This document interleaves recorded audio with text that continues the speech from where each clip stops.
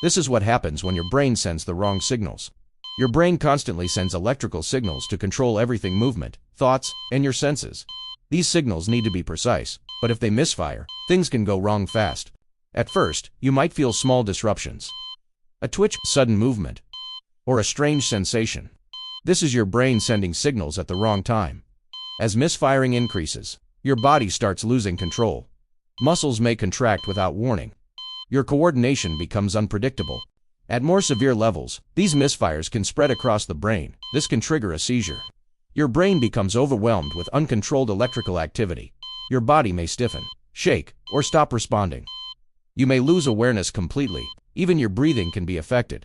After the episode ends, your brain may feel exhausted, you may feel confused, or extremely tired. All of this because your brain's signals lost control.